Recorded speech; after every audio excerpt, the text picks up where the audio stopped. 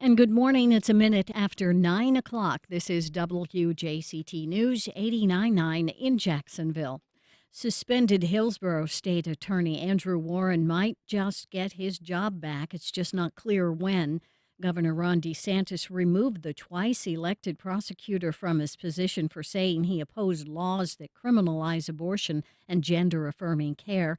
Now, a federal judge could place Warren back in his position, but DeSantis has said the entire case has asked that the entire case be heard again. Warren says the clock is ticking with deadlines for qualifying for the August primary election approaching. It seems like the governor is just trying to drag his feet and delay the process as much as possible. And we are asking the court to move quickly, knowing the timelines involved, not just for my election, not just for the time remaining in my term, but for candidates across the state. Warren says there is concern if he is reinstated that DeSantis will just suspend him again. But he says being reinstated would show that the governor is not above the law. A New York native and naval aviator is the new commander of Naval Air Station Jacksonville after a ceremony yesterday at the West Side base. Executive Officer Captain Greg DeWint takes over command of the largest installation in the Navy region southeast and third largest in the Navy. He assumed NAS Jacksonville executive officer duties in August of 2022. Former state senator Betty Holzendorf died yesterday. She was 84. Holzendorf graduated from Edward Waters University and the University of North Florida. In fact, Betty Holzendorf Drive on the UNF campus is named for her. And temperatures are in the low 60s now. We have a 40% chance of rain today, especially after 2 o'clock. Highs in the mid-70s this afternoon. This is WJCT News 89.9 in Jacksonville. Opinions expressed on the First Coast Week in Review are those of our panelists and do not necessarily reflect the views of WJCT News 89.9.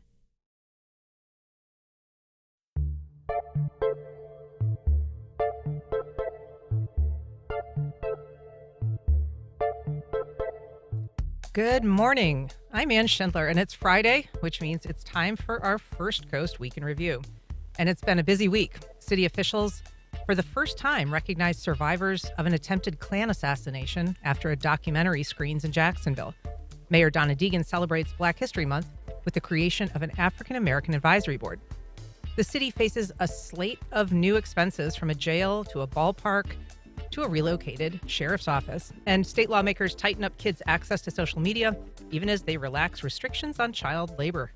To talk about all that and more, I'm joined by Brianna Andrews, reporter and weekend anchor at News4Jax. Brianna, welcome. Thank you so much for having me. It's so nice to have you on. You're a first-timer here? Yes, I am a first-timer. All right. Well, Will will try to go easy on you. Will Brown, Jacksonville Today's race, poverty, and inequality reporter. Hey, Will. Good morning. Good morning. Nikisha Williams, former TV producer, columnist, and multi-published author. Hey, Nikisha. Good morning. Good morning, Jacksonville. And Andrew Badillo, multimedia journalist at First Coast News. I think you're also joining us for the first time. I am, yes. All right. Nightsider up early today. Yeah, I blew past my alarm, but we're here. I can relate. All right. We want to hear from you as well, too. What headlines caught your eye this week? Give us a call at 904-549-2937 or email firstcoastconnect@wjct.org. You can also message us, tag us on socials. You can even watch us now on YouTube and Facebook if you so desire to see these lovely faces. All right. So a long overdue reckoning. Let's start with that. A racist attack last week. A couple of city council members sat down with the survivors of a hate crime in Murray Hill 60 years after it happened. The conversation was prompted by a documentary that was released on the incident called Just Another Bombing, which had 3 screenings around town. Will Brown, you attended this meeting. It was called by City Council President Ron Salem. What was his connection to this incident? Ron Salem grew up in Murray Hill. He, as he mentioned, went to Ruth N. Upson Elementary. The thing that I will just never in my life forget is Salem, when he was speaking with Iona Godfrey King and Donnell Godfrey, and Andrew was right there with us, he mentioned that in 1963, when he was in elementary school, he first really experienced racism because someone asked him, "Are you black?" And that was when he went home and asked his parents, what did they mean by that? And that was the exact same year that Iona King tried to enroll her son into the previously all-white Lackawanna school earlier in that 1963-64 school year. And midway through the school year, the Klan put a bomb under their house to just try and slow and stop integration. And so for me, one of the biggest takeaways was the survivors of KKK terror. Some of them are alive and well and in our midst. And one of the things that prompted this discussion, Andrew, was, this sense, I think, like the president of the city council expressed, was something that happened.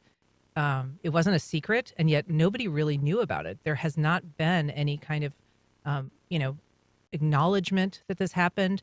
The survivors of this, Iona Godfrey and her son, Donnell, said that the city never reached out. He transferred schools. The school that he was attending and had integrated, which was the reason for this bombing, had never reached out. Yeah, and I think Will kind of hit home what I took away as well from this is that, you had people living in the neighborhood who are still very well connected to the city to this day who had no idea that this happened.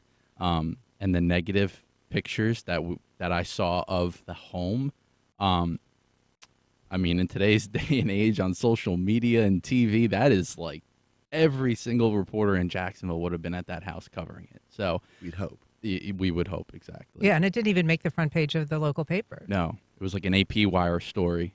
The front page of the Florida Times-Union. It made the front page of the black papers, but the Times-Union couldn't have been bothered to report on something in Jacksonville. Nikisha, go ahead, Andrew. And Torona Clark Murray, Councilmember Clark Murray, she does plan on creating a resolution to recognize what happened. And she said she actually is going to personally apologize on behalf of the city, who didn't do anything at the time. And Councilman Salem also said he'd like to be a part of that resolution as well. So that hasn't happened yet, but that is in the works. Nikisha, is there a sense that if a crime of this magnitude can get kind of lost in history, that anything can? I'm sorry. How much is already lost to history? This is not the first time in the history of Jacksonville's civil rights unrest of the 1960s that a crime of this magnitude went uncovered. The decade started with Axe Handle Saturday that went uncovered, and there was an entire media blackout in the city of Jacksonville, except for the black papers and that one pressing image from Life magazine that remained to this day, and then the work of Rodney Lawrence Hurst, who has written the memoir to commemorate what happened and to uplift the names of the people that were there. So this is history literally repeating itself 3 years later from 1963. And it's going to continue to repeat itself as we continue to have an assault on history and on learning about the race-based terror and violence that happened in the period of the civil rights movement. And that's going to continue to repeat, as we saw with the race-based massacre that happened at the Dollar General last summer. You can't repair and heal and learn and teach and also have a whole system and government of erasure that's saying that we can't teach about this, it's divisive. We're never going to heal past the divisions if we don't learn and try to grow. There's kind of a couple things happening, Nikisha, though. There's this pushback on education of Black history in Florida, right? There's kind of a limits on what can be taught, how it can be taught, how it can make people feel when they're taught. At the same time, digital media and social media has helped create awareness of events like this one. The filmmaker said he'd never heard of it. He grew up, he grew up in that neighborhood himself, and he'd never heard of it until historian Tim Gilmore wrote a blog post about it. And that really was the impetus for the documentary and for all of this. So there almost seems like there's two tracks of things happening where stories are becoming a little bit more available and yet also not being formally taught. The stories are always there waiting to be told. And I give credit to the artists and the writers and the historians and the filmmakers and the musicians who do the cultural work, who do the anthropological work to unearth those stories that are waiting to be told and to tell them honestly and accurately, to uncover them for another generation. But that work should not belong to artists and culture workers alone. That work should also belong to teachers who are dispatched with the duty to teach children history, and when they teach American history, to teach it fully and in its truth as it happened, not as they wish it would have happened, or to only teach the parts that aspire to the ideals of life and liberty and the pursuit of happiness and all the pretty words in the Declaration of Independence, but yet we fall so short of in the even actual Constitution of the United States that deals with slavery in such a way as to codify it if it had not been for the Civil War. You have to teach all of that. So I give credit to the artists and the culture workers, and I tell the teachers, no, I tell the government of the state of Florida to allow the teachers to do their job as they've been dispatched to do it. So, Well, to that point, Ms. King, when she specifically challenged everyone in the state to be able to teach history, because one of I asked her about, history not always being taught, and mentioned that I graduated from a high school in Brevard County, and then she blew my mind when she said, "Oh, well, yeah, I was friends with Juanita Moore." I was like, "Wait, what?" who is the daughter of? Harry and Harriet Moore, who they were educators and activists and active in the NAACP, and had the temerity to try and get black people to vote, and they And had murdered. had a bomb put under their house as a Christmas present in 1951. So she's the daughter of those two civil rights icons who were killed on Christmas Day. Yes, and they shared the fact that they both survived Klan bombings, and so, but Ms. King challenged all of us, and then in her words, she was like, "Well, there's not much you can do for the next 2 years," implicitly and explicitly calling out Governor DeSantis, and she's in her 80s, and so some people when they The governor who also used to teach history. well. Let's not forget that fact. One thing that's interesting, Brianna, is that, the requirement in Florida is that Black history be taught. And that's something that dates back to Governor Childs' administration. So it's been 30 years now where it's been required to be taught. And that law went into effect when our governor was in school in Florida, 94. That was a time when he would have been at the front edge of this effort to get students educated about Black history. Is there a sense that since that time that there has been progress in Florida in terms of the kids who've been educated in the Florida school system about, their awareness and acceptance of what's happened in Black history in Florida? I think it just depends on the person. I think we've seen a lot of changes happen within the education system here in Florida. But I also think we're seeing teachers kind of struggling to meet the guidelines that the governor has recently set, while also still teaching what has happened in history, because history is history. You can't rewrite it. It is what it is. So I think there's still that ongoing challenge, but teachers are working to do their best with what they have to kind of still teach what has happened while still following the guidelines, which could be really tricky. Yeah, it's a bit of a minefield. We're talking about the week's top stories. You can join our conversation at 904-549-2937. You can email us at firstcoastconnect@wjct.org, or you can tag us on social media. We have a call from Stanley. Good morning, Stanley. Thanks for joining the program. Good morning to everybody. When it comes to African American history, that's a requirement of the community, the African American community, and I don't see that in Jacksonville or around the country. And I travel the whole United States.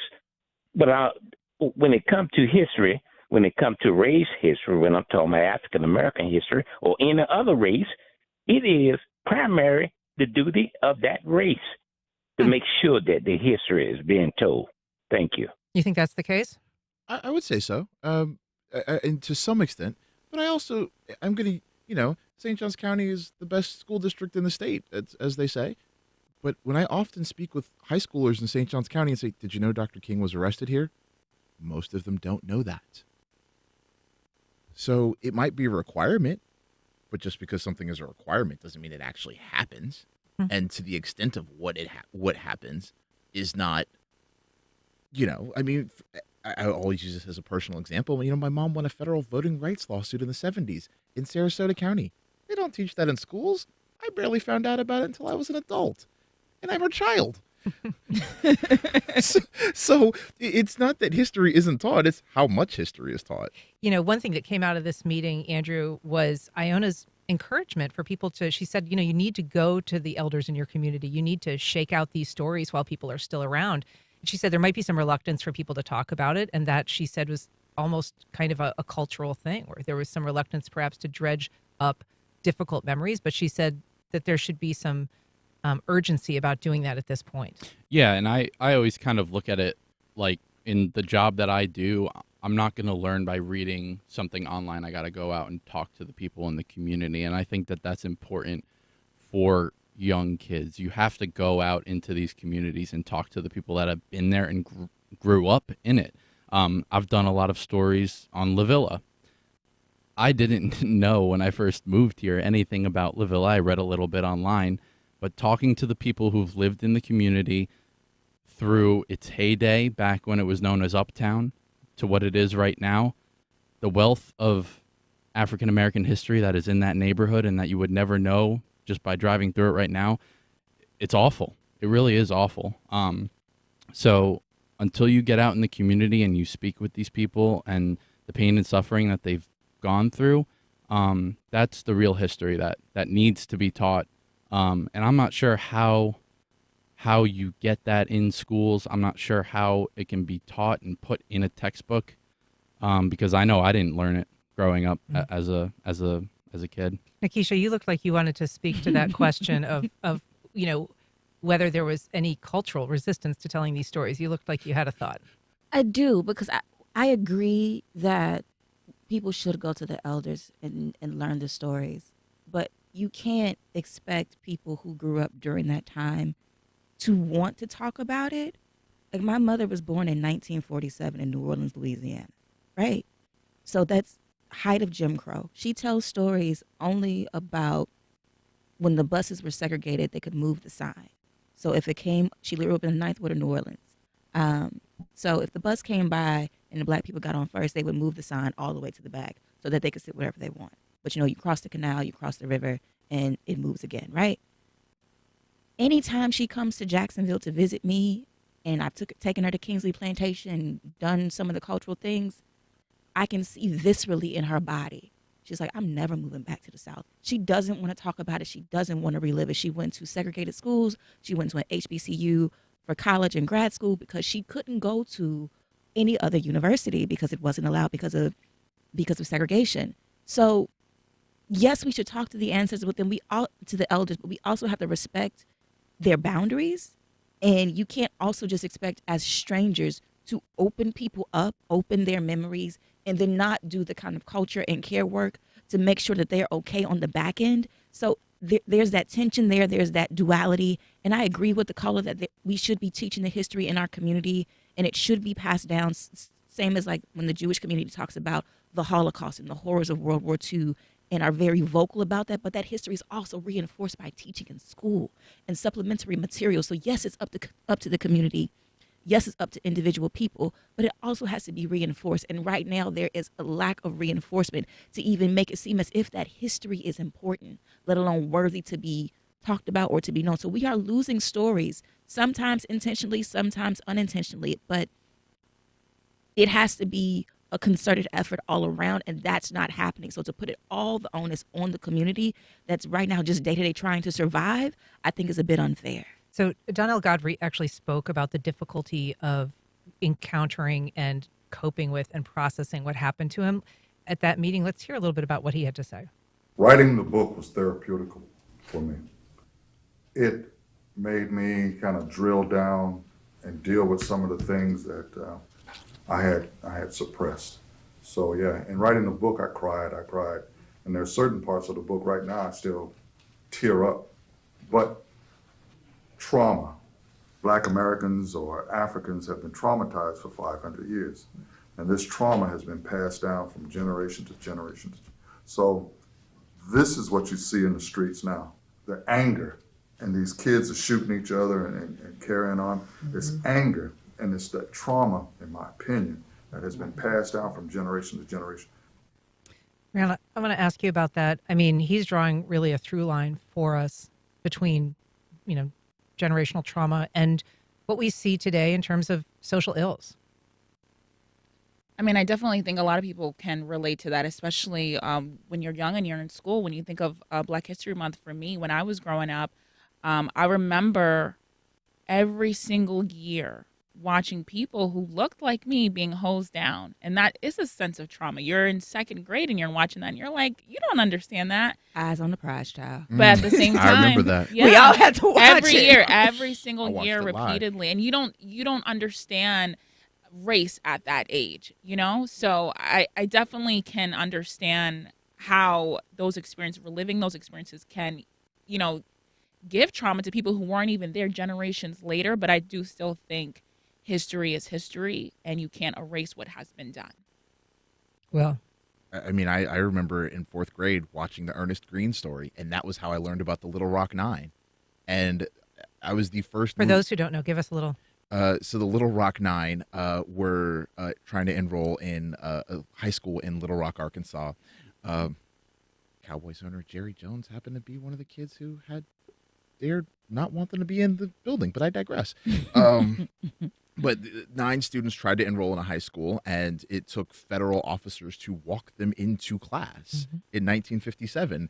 And my parents had hinted at it, and you know, I had to watch I watched Eyes on the Prize when it was on PBS Live, and watching the Ernest Green story. I mean, I just sobbed at my desk as a fourth grader because I didn't know. I was like, this happened.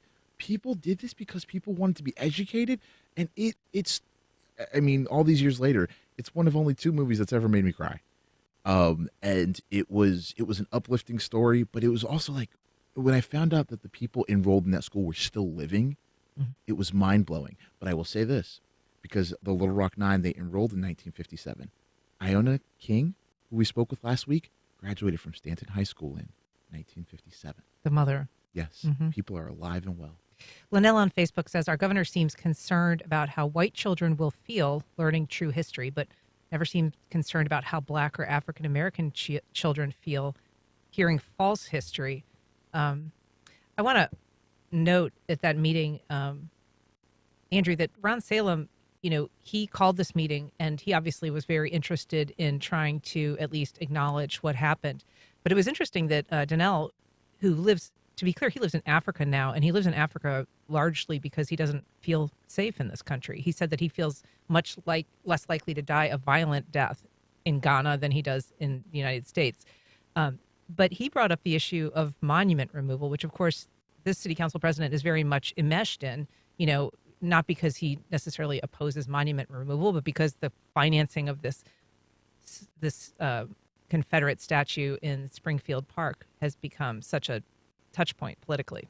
Yeah, and you know, and when Iona King and Donald Godfrey were talking about the state of Florida and legislation and monuments and the governor as well, you know, that didn't come up as to say Donald Godfrey didn't directly ask Councilman Salem, hey, how do you feel about monuments? So that conversation was never broached, but it all does play a role when we talk about this. You know, those monuments were put up as a intimidation, as a point of intimidation. They weren't there to honor fallen soldiers. They weren't there to honor the Confederacy. They were put up as a edifice of intimidation to tell Black people, you are not welcome here.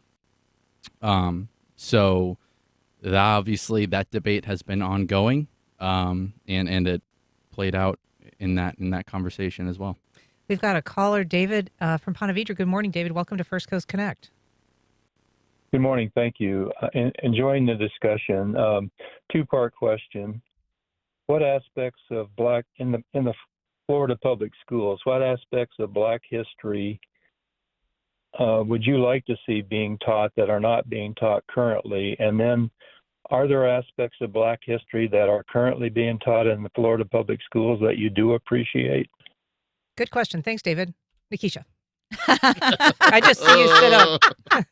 I like the question. I would like in Florida public schools there to be a more comprehensive curriculum about Black history. It can't start with slavery and end in the civil rights movement. It can't stay steeped in oppression and struggle. It can't be that, oh, the slaves learned a new trade. No. To their benefit. Exactly. Like that's not accurate at all.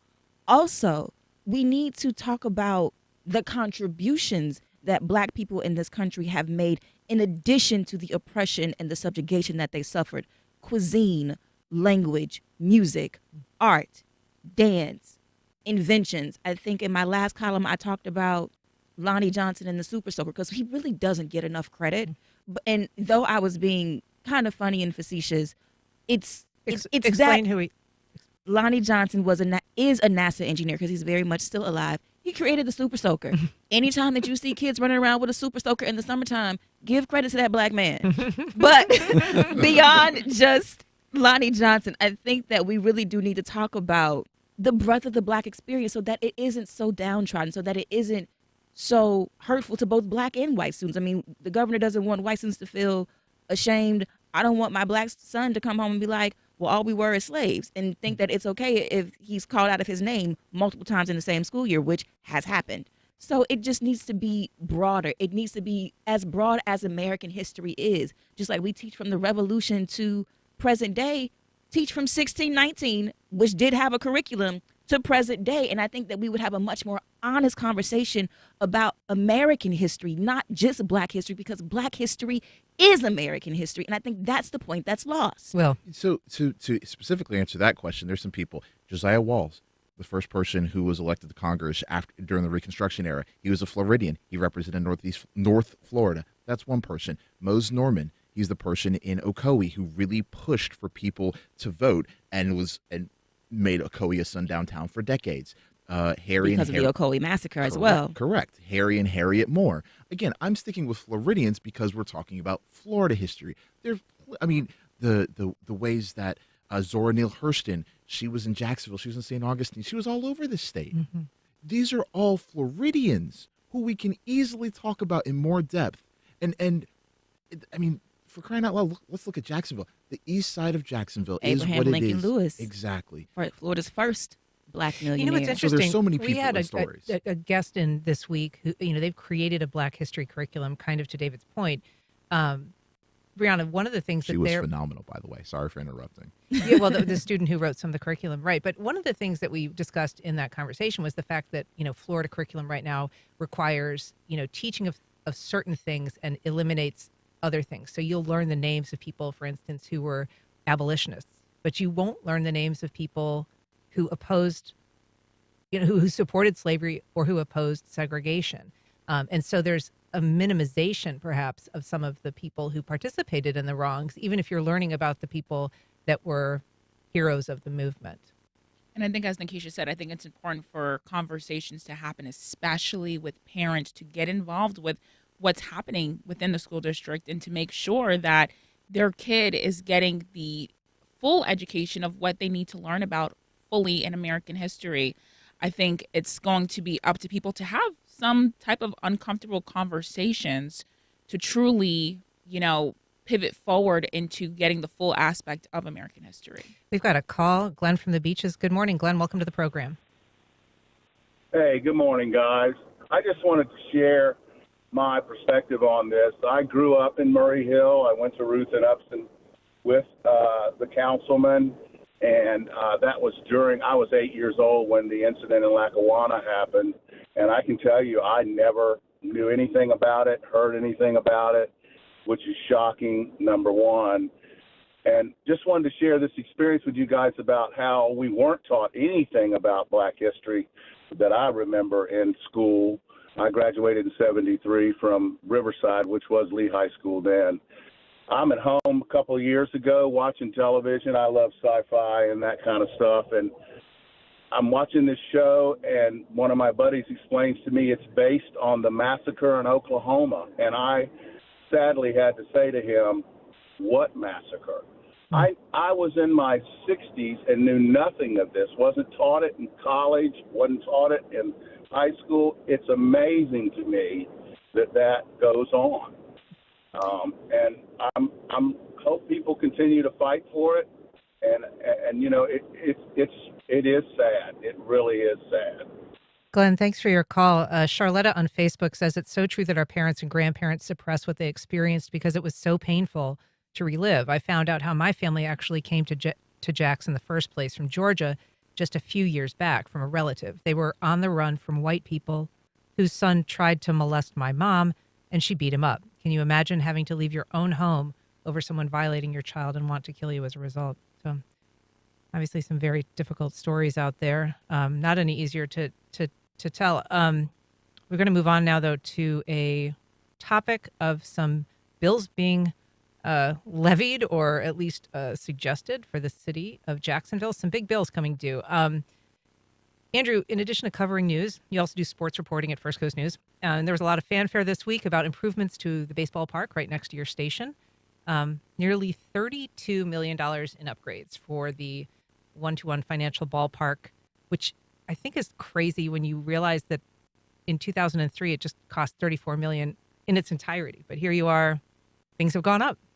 Everything's going up. As we're seeing with downtown development, costs are going up. The renderings look great, but the building, where's the building? So, but when it comes to sports, and renovations of stadiums and whatnot, everyone's trying to get the next biggest and better thing. And how am I going to model it after the most previous thing that came out? So, one-to-one financial field is going to look a lot different.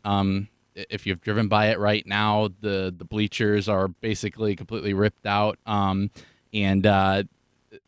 This new rendering of what it's going to look like is fascinating, and especially for AAA baseball, for them to be putting $32 million into just the outfield part of it is pretty fascinating. It's going to look really, really nice. I hope it gets done. They don't just have the shrimp play there. Obviously, they bring in the Savannah Bananas, as we're seeing in short time. College baseball has come there, and it's just one of many things that is going on in that stadium district with the stadium as well. So downtown seems to really, really be focusing in on that sports and entertainment district right now.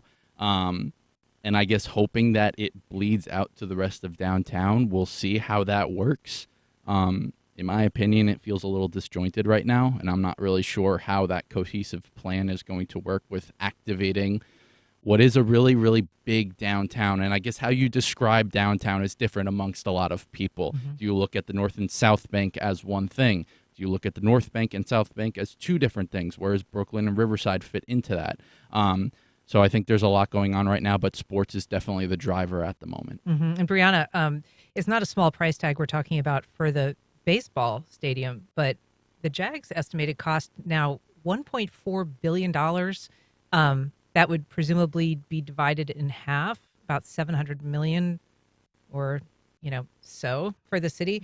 Mm-hmm. That's a pretty big amount of money too. And that's just one of many bills that are, looming in the future, to say nothing of a proposed jail. Yeah, I mean, it is. But I think the hope here with the stadium is that it will actually put Jacksonville more on the map, get more people here, boost the economy here. So I think, the goal here is to hopefully continue to make Jacksonville kind of more like a major city, get more people wanting to move here, come to games, which will trickle down into the economy. That's the hope there. But it is a hefty cost, and there are still a lot of other things that have to be paid for. But I think people, I can't remember who had mentioned it, but I know that there were still questions if people even know where Jacksonville is, but people do know the Jags. So if that's what's making Jacksonville kind of get its spotlight, why not boost it up? I think that's kind of the argument there. And do you think that the community is at this point being receptive or resigned to the idea of footing half the bill for an NFL stadium remodel? I mean, I've spoken to a bunch of Jags fans while I've covered the story 1,000,001 times, and for the most part, people are looking forward to it. I think, of course, the cost is frustrating for some, but I think people are ready for Jacksonville to live in all of its glory. We've been talking about developing Jacksonville for decades. I think now people are ready to see that happen, and I think they think that, building up the stadium is the golden ticket to that success. So Jacksonville today did a little breakdown on the cost of the stadium, what it could mean for the city, and said that if you take, half of that cost of the stadium, you kind of annualize it for the city, it would be about $47 million annually plus interest. So that's not a small chunk of change. By way of context, they said that the big ticket item for this next budget, the cost of resurfacing roadways for the entire county was $27 million compared to $47 million annually. So that really kind of gives you, Andrew, a sense of just how costly and how much of the city's resources would go towards this. Yeah, and we always talk about, how to quantify what this will do for the city. Everyone's like, well, what's the benefit? Where are my tax dollars going? I don't care if the Jags are here. And you're seeing it right there, Mm-hmm. how much money it's going to cost per year out of the budget. And a lot of people I speak with are like, what about the roads? My road has had potholes in it for years. We just did a story on a community in Dinsmore on Garden Street who have had potholes, and they've been patched up for the longest time. The trucks roll through because it's an industrial neighborhood and the pothole's back. So those are small examples, but they fester. You hear people talk about, are they patching these with coffee grounds, right? Because Yeah. it's like, why did this not work? I don't. So if the Jags, stadium is a $1.4 billion, now we're looking at a new estimated jail cost. Initially, it was coming in around like 300, some 400 million. Now we're getting a cost of 1.2 billion. That is a far cry higher. Will, is there any sense as to why those? I mean, obviously we know things have gone up, right? Construction is more expensive, land values have increased, but that seems like it's almost more than twice as much. I saw that number and was shocked. That's the easiest thing I can say is, and Jacksonville is notorious for renderings and renderings and renderings. So how did pieces of paper go from go 400% increase? I get materials are more expensive and things like that. The one thing I would say is, in light of what happened with the two downtown projects, it would probably Which two? The project. Be specific. That's correct. Land of many renderings. The land of so many renderings. The Ford on Bay site, as well as the site at Riverside Plaza, The old landing. Yes, I wanted to call it something else, but I won't.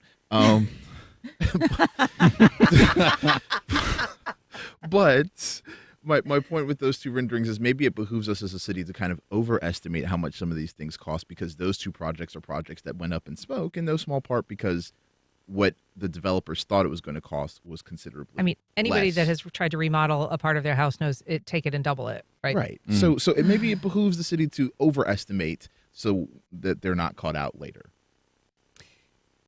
Brianna, one of the issues in, is this jail needed? Is this jail not needed? Is the question of mass incarceration, which is something that you've reported on, and kind of, is this jail needed because it's needed, or is it needed to accommodate the fact that there's a lot of people that can't make bail, that there's a lot of people in the jail that have mental illnesses, and that's the only place that we can warehouse them? And so has there been a reckoning either on the financial level or the community civic level as to whether this facility is needed for those, is needed purely to house people, or if there's alternatives and other ways to perhaps deal with that population? I mean, I do think there is some concern by the public about overcrowding in the jails. And I did do a story with the Bail Project. Essentially what they do is they help people pay for bail, because a lot of the time someone will get arrested and they end up in jail for past a weekend. You're talking about a couple of weeks, and they end up losing their job, and it's a whole trickle-down effect.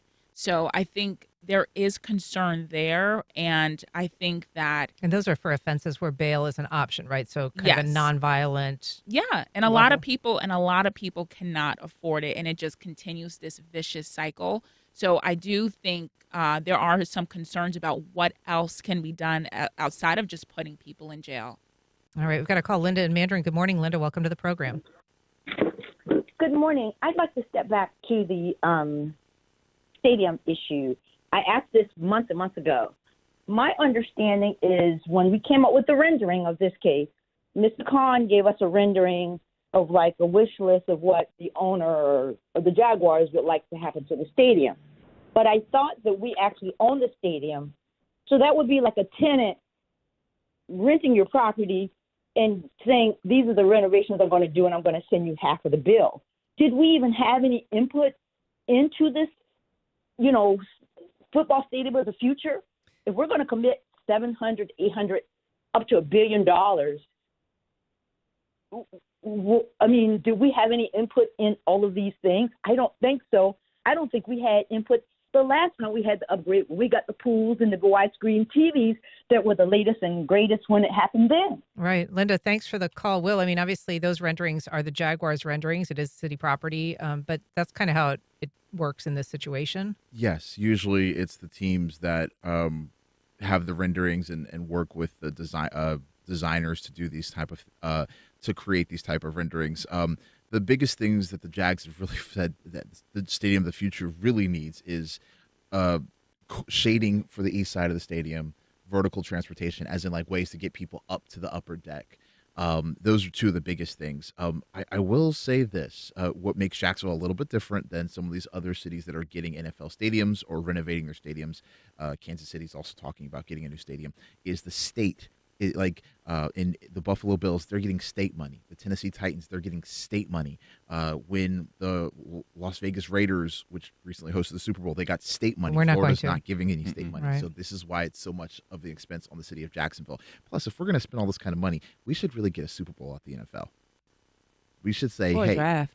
not a draft. We need more than that. We need a Super Bowl. We got a message. Joanna Facebook says taxpayer dollars should be spent on the East Side community. Most of the residents are Black and underprivileged. They probably can't afford to attend the baseball games. Put people first. I want to move on. Other topics this week. This week, the mayor, on the last day of Black History Month, announced that she was creating an advisory board for the Black community. The goal is to have an 11-member body that provides advice and a direct connection between the community and the mayor. Nikisha, why is this seen as necessary? I think it's necessary only because of how the Black community in Jacksonville has been treated for decades, long before I moved here. And I think it's something that Mayor Deegan has noted in her life here as a resident in the city, is that, you know, we already have this civil rights case about the election gerrymandering, right? So like that's just one aspect where the voting power is diminished. There were all the promises made with incorporation that so many things would be fixed: the septic tank systems, the neighborhoods, the separation of the city really by the bridges and the river. That is yet to be overcome. And then we talk about the racial differences, as we've been talking about earlier today. All of those factors are still very present day issues, in addition to the communities that experience food apartheid, in addition to the communities that have underfunded schools to which the school district's capital improvement is working to address, in addition to the crime, in addition to the poverty, in addition to the generational trauma. And those concerns have yet to be addressed by any administration. And so the mayor taking a step forward to say, hey, at least let's put together a board so that we can bring the concerns to the forefront. She may not be able to address all of it or even half of it in this first term, but it's a step forward in the right direction for that, so that people's voices are heard when they are continuously made to feel as if they do not matter and are diminished. I know there was a shooting recently, and the I Care Coalition met, and they've been asking for a meeting with the police department and with the sheriff for years, even before Sheriff Waters' tenure as sheriff, and they are constantly rebuffed and met with, you know, that's not something that they're going to get. And so it's like, let's bring people to the table, to a seat of power, so that we can start addressing these issues and heal the divisions in the city. And I think it's a good step forward. So advisory boards aren't unique to this mayor. We've had in the past mayors create a Hispanic advisory board, an advisory board on the status of women, one on Asian Americans living in Jacksonville, even an older buddies group that Jake Godbold created back in the day. It's signaling, Brianna, but does signaling matter when it comes to an issue like involving the African American community and giving them a seat at the table with the mayor? A lot of times when I'm doing stories in communities that are predominantly African American, they continuously say, hey, we feel unheard. We feel like we're forgotten about. We have food deserts. Why isn't anything done about it? Why do we have to travel so far to get to a grocery store and feed our families?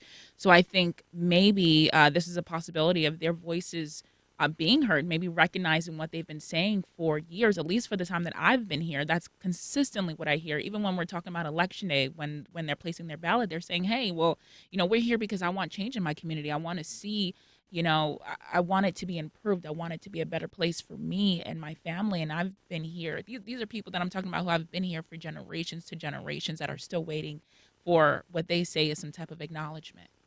Andrew, I want to move on to talk a little bit about what's happening in Tallahassee. This legislative session, lawmakers are tackling a couple of bills that are affecting kids. One is a really unique move against social media for kids under 16. The other is a real loosening of child labor laws. Is there a sense that there is any kind of coherent messaging about, the state's position on kids who are vulnerable, who need help, who need protection? Yeah, it's really interesting when you look at these two bills, because one is like you said, being very, very protective of kids and what they consume and what they can do on social media, and then another is dictating how many hours they can work. So the social media ban is really, really interesting because it's saying that you have to provide documentation of age. And the social media company is saying there's guaranteed anonymity that comes with that. I'm not sure how that is going to work. I mean, kids are smart. Kids are really smart. Nikisha, is there a sense it kind of depends on which kids you're looking at? I mean, I know lawmakers have gone into the session like social media, mental health issues. We're seeing it in our own families, and you kind of hear that a lot. But when it comes to kids who might be, working in fields or working low wage jobs and still trying to go to school, it might be a different community. You mean the problem with the undocumented child labor in the United States that we're talking about? Yeah, there is a difference about which kids are being targeted. And yeah, I said it because we're not going to act like it's not a problem. Personally, it seems as if the bills that have gone through this legislative session are continued to be in support of now the governor's failed presidential campaign. And so they are catering to an audience of conservatives, we'll use that word, that want to stand on the grounds of parental rights and being outraged and abhorred by the content that's on social media and the harms that are perpetrated there, but then also still want their strawberries and their tomatoes and all of their fruit to arrive on time in the grocery store and to be right. Mm-hmm. So that's the problem. We don't have a consistency of rhetoric or power or legal structure or legislation or even governance. We have someone who's seeking power for themselves dictating what should be happening in our state to our children. We're going to have to do a lightning round. I'm going to start with you, Nikisha. All right. Black History Parade on March 3rd in the Melanin Market to continue Black History Month 365. I support it. All right. Andrew. Lightning round? You got one? I don't. We'll move on. I have no idea. You got no idea? All right, so my lightning round probably is going to be something newsworthy, but I'm not. Today is my son's 9th birthday, so I want to say happy birthday to my big buckaroo. Happy birthday. Happy birthday, buddy. Birthday. And you?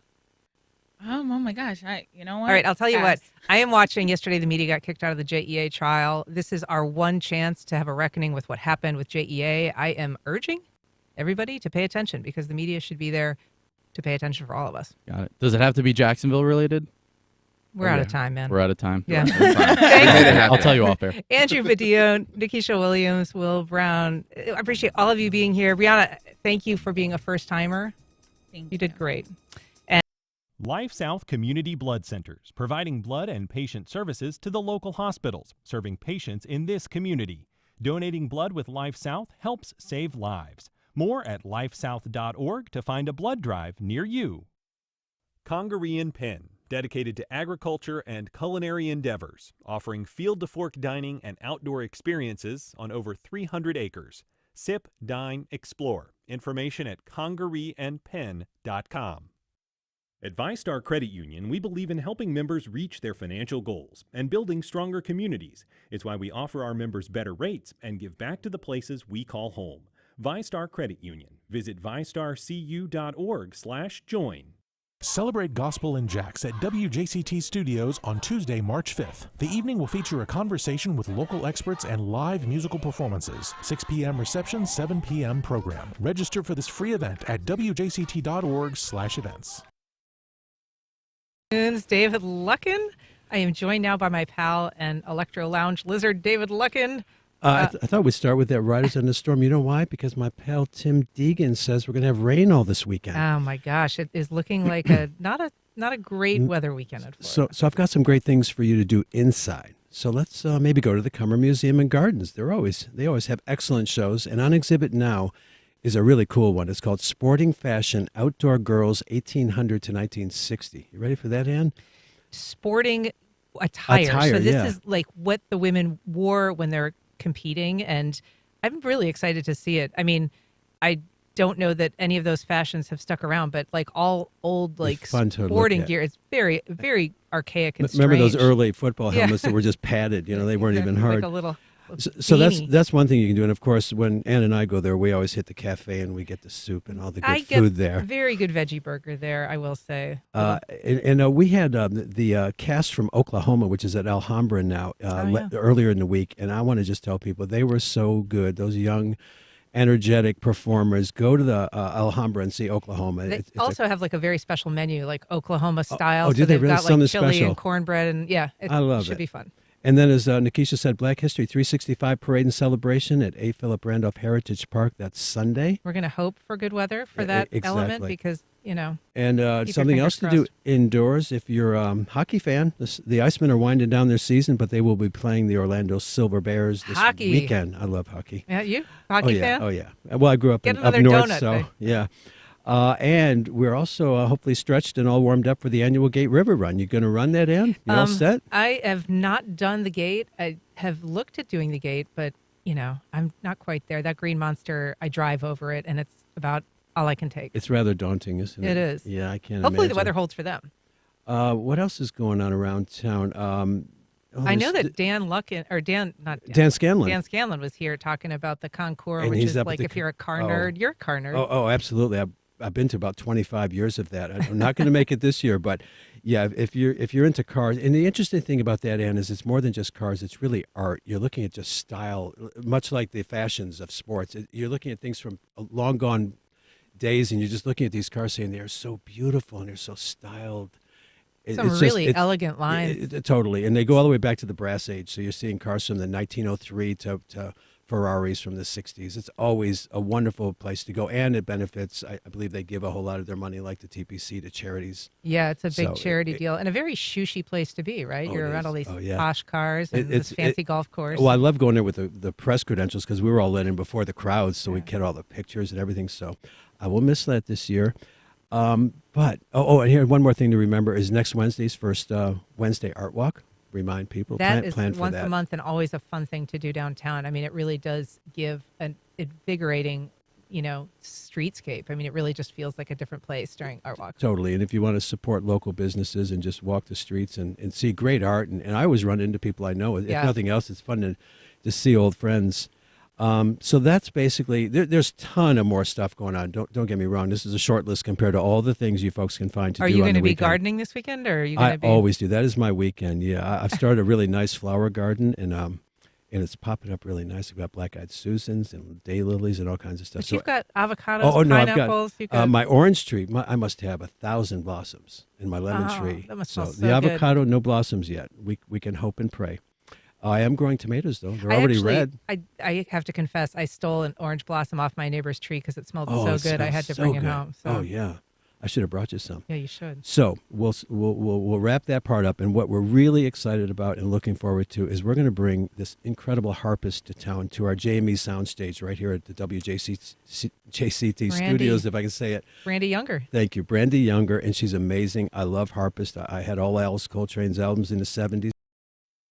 Support for First Coast Connect is provided by Baptist Health and the North Florida TPO. North Florida TPO, proud sponsor of WJCT.